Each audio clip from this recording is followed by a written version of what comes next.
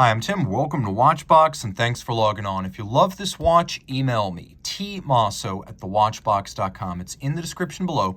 Your purchase and pricing email question line for this or any watch you see on any Watchbox platform. Please reach out to me directly. Email tmosso@thewatchbox.com for pricing. Today, we're discussing a watch launched in 2000 and made for about 3 model years. The example you see here is 2001, so a D series, Panerai Luminor Marina PAM070, one of my favorite Panerai watches. This one gives the purist watch enthusiast, not necessarily the Paneristo, but the watch enthusiast, everything he could want. Let's start with size. 40 millimeters, not the conventional Betterini case, which is 44. This is a 40 millimeter watch that's a relatively reasonable 15.5 millimeters thick, and again, a reasonable 48.2 millimeters from lug tip to lug tip. It is 22 millimeters between the lugs. On the wrist, it's a good match for my arm. My wrist is 16 centimeters in circumference, and whereas a lot of folks aren't going to consider Panerai watches as a Rolex alternative, in 40 millimeters, this case size has a little bit more viability in that regard. You could see that with a generously sloped bezel, it will fit underneath a jacket cuff, not a tight dress sleeve, but a jacket cuff, and the watch is so narrow across the wrist, I could actually recommend it for a 14 centimeter circumference wrist. Here we have a little bit of a lighter and more lively strap. It is a Panerai factory strap in brand new condition, a lovely Miami blue with large rectangular scale alligator leather, monotone stitch, a folded edge, calf skin on the bottom, and an accessory that speaks to the upscale intent of this model, the PAM070, with a lovely polished double folding deployant clasp instead of the more common trapezoidal pin buckle found on lower end Panerai watches. The combination of alligator, rarely seen on a Panerai, with the full deployant clasp speaks to the upscale intent of this watch, and it continues with the case. Note, no garish polishing here, everything satinated and subdued. You could see that this watch does feature some marks of wear. These are pre-owned watches, so I want to give you full disclosure so you know exactly what to expect. This is an outstanding daily driver watch. We have the device protecting the crown.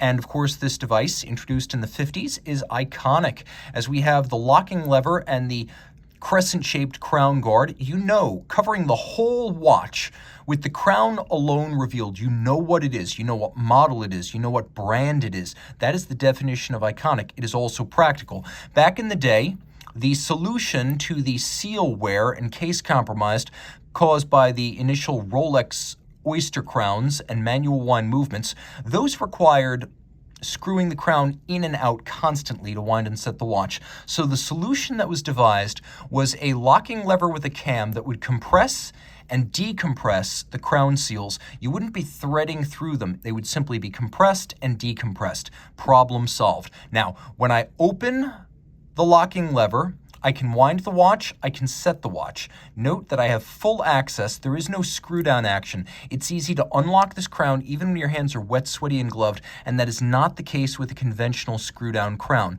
You can also see that this gives you more protection than a crown guard, because with a crown guard, you can still take a knock that is parallel to the stem, and you could do a lot of damage. Here you have all aspect protection. The dial, lovely, blue, metallic, and satinated with a vertical waterfall directional grain to the brushed satination.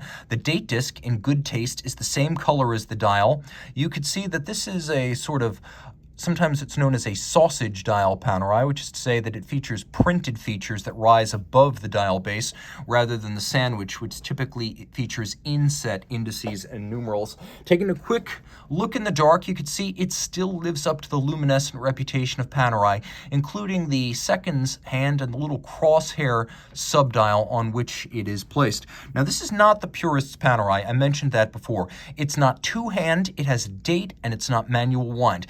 But I also said that this is a watch enthusiast's Panerai, for the guy who wants to wear his watch all the time, in the shower, in the pool, watching TV, washing the car, washing the dog. This watch is good for all of it, with the convenience of automatic winding, the utility of a date, and of course you can access all the subsidiary setting modes through the crown. So note, I have here a hacking seconds function.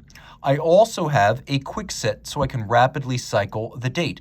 The watch uses a caliber OP3, which is Panerai speak, for a Valjoux 7750 P1. So that is a 7750 with the chronograph parts removed. You can see it's all protected down to 300 meters. A unidirectional winder. It has a 42-hour power reserve. It pivots on 21 joules. It beats at 8 beats per second. It has the hacking seconds. It has the quick set, and critically, it is the highest grade available, adjusted in 5 positions, and a COSC certified Swiss chronometer. This watch had a short production run, and the 40mm case size was not favored by Panerai collectors, so exclusivity and rarity are assured. You can also see, if you want to swap straps, that this uses the old school and somewhat more expensive Panerai system of screws and bars rather than the later and considerably cheaper spring bar setup on more modern Panerai watches. So you will find an absolute universe of Panerai accessory straps, even in this less common strap size, and you'll be able to swap at home using your jeweler's screwdriver set. Reach out to Team Mosso at thewatchbox.com for purchase and pricing details.